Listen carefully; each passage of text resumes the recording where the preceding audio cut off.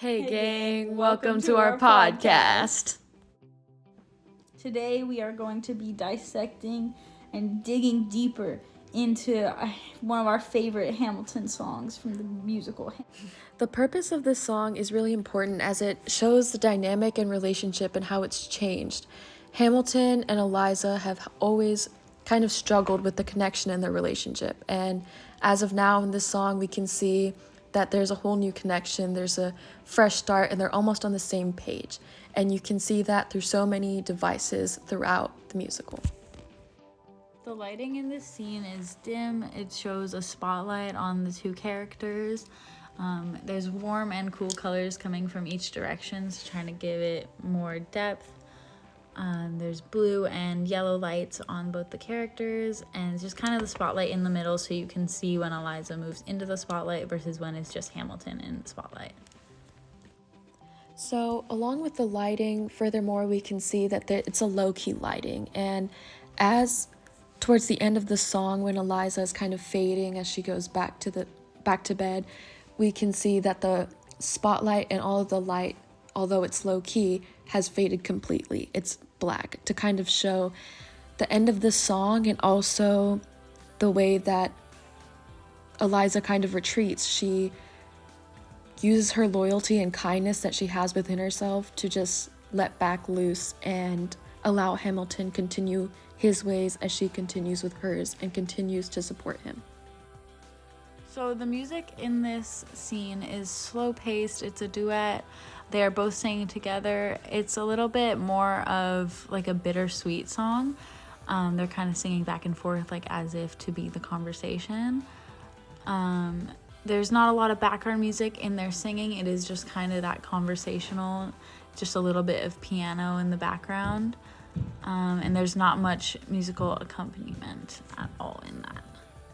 So furthermore into the music, the pace of the song, it is very slow paced, and along with the sweet tone of the piano, it's a lot of their voices and the way that it creates a melody matching the music. Along with the melody, they're very in sync and in tune. They match each other's pace, they match each other's tone, and along with that we can see a lot of focus on their voices and the tone of their voices and how that corresponds to their relationship.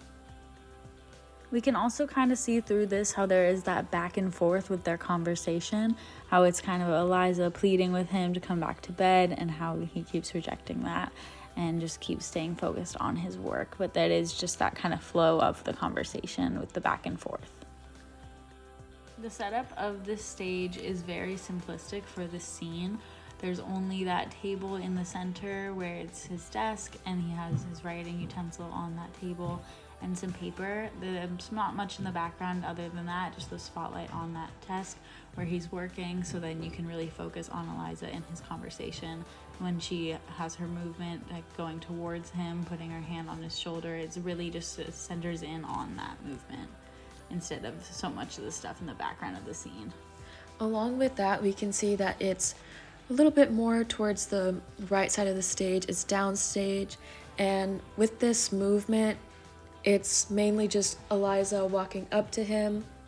With that, there's a lot of hand touching. We can see the movement of Hamilton writing very rapidly, and with that rapid handwriting, we can connect that to the lyric of "Why do you write like you're running out of time?" Along with that, the shoulder grasping is very personal. It shows their intimacy in the relationship and how they work together and how they view each other. It goes from shoulder touching to kind of extension of the arms where they're grasping each other's hands in a very delicate and sweet way. Again, that set design is really pretty simplistic, just to focus on that movement in depth more. Just that desk with the paper and feather pen, and there's a candle in the room as well to kind of give that stage lighting. But other than that, the set design is kept pretty simplistic throughout the rest of the film. So throughout the musical, there's lots of lack of change in the attire. For Hamilton, we can see that he has his hair kind of slicked back, but it's still down instead of kind of up in a low ponytail. And for Eliza, she has a low ponytail. Her hair is very smoothly driven back. She wears that same beautiful dress.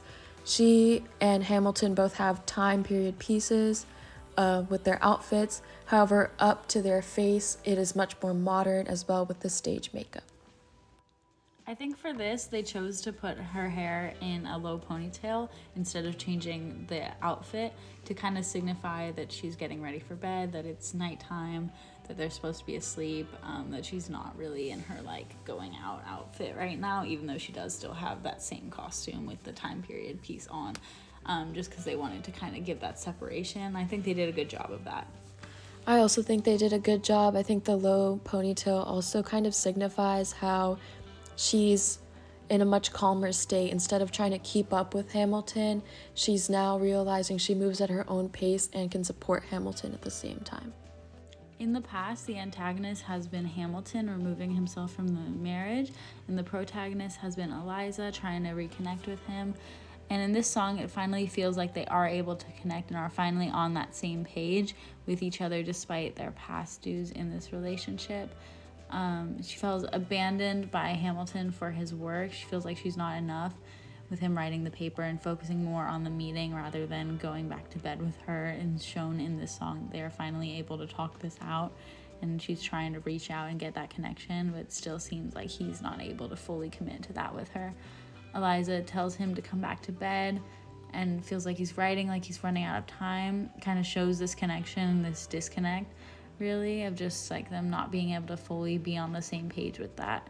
Then finally it ends with her going back to sleep, giving up on that yet again, just finally feeling like she can't get through to him. Eliza is definitely a dynamic character, and so is Hamilton, both changing throughout the film drastically, and this kind of is that intermission between that change for their dynamic and their characters. Along with that, their dynamic throughout changing, they've never really been on the same page in past songs. It's always Eliza trying to match up to Hamilton's pace, always like a disconnect between the pace and their tone. And in this song, it's kind of the falling action, and it gives a little bit of that like preface before the fatality of Hamilton. And throughout this song, with that connect, it shows the falling action of Eliza's constant love and support of Hamilton. With this, there's no breaking of the fourth wall. It's almost as if the audience is like flies on the wall. Their conversation was very personal, and this also shows how they are connected. With the audience being able to see their connection just as if they were in that room, it shows that they're not extending out to the audience and making it applicable to the entire audience. This personable conversation gives insight to what it must have been like in their relationship if this sort of reconnectivity even occurred. There are a lot of literary devices used in the musical Hamilton. Not only that, there are a lot of literary devices used in this specific song that we've chosen, Best of Wives, Best of Women. There, like, for example, there's metaphors. The line Best of Wives of Women is a metaphor to Eliza's role in Hamilton's life as she's fighting the good fight, being loyal and kind despite their faults in their relationship. She was still putting in that effort and putting in that work to still work hard for that and being the best wife that she could be to him, and just really proving herself as a woman and as a wife to him. And there's also similes in this song. The line, "Why do you write like you're running out of time?" kind of that characterization of the running out of time of his writing kind of shows that simile there. There's also consonants. Their tones create a beautiful melody and harmony to symbolize the relationship, and the light use of piano to contribute to that melody there. Just kind of all makes that flow together really nice.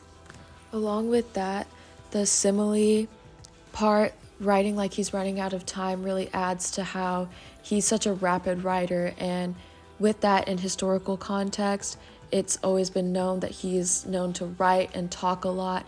And Eliza really emphasizes this, although she continues to spread his name and spread his legacy even after his eventual fatality. There are a lot of global issues present in the musical Hamilton. This specific song, which is super present, is going to be that repairing relationships and marriage global issue. Eliza and Hamilton are mainly affected by this after Hamilton's affair, and throughout the marriage there has been a disconnect, especially with that distance in his work life and his home life. Now with Eliza's kindness, they have repaired the relationship, are on the same page, which is kind of shown throughout this song, that kind of connection coming back and her trying really hard to get that connection back, him kind of reciprocating, still kind of showing that relationship with him and his work taking priority. Other characters affected would be Angelica, as she is seen in the marriage not based on true love. Now lastly, a huge global issue seen throughout Hamilton as a whole, and I think very specifically in this song, is stories versus history. The characters mainly affected by this would again be Eliza and Hamilton, as Hamilton continuously works to create a name for himself. That lack that he had of his childhood not belonging to a family correlates with how he's viewed in history. He works so hard to create something of himself that his role in history became focused more around his relationship and what his life was and how that was a legacy itself. As Hamilton works through this, Eliza and her kindness kind of sticks through that as well. She's never been fully recognized for her full potential and what she has done, all the glorious things through opening up an orphanage and continuing to document and spread out all of Hamilton's work. This shows that she created her own story and role in history while also sticking with Hamilton. And I think the line and title of the song, Best of Women and Best of Wives, correlates to how Eliza mastered the both and still created a name for herself as well, as though she already had one. Thank you for listening, Hamilton gang. We'll see you next week. Thank ya. And remember, guys, don't throw away your shot.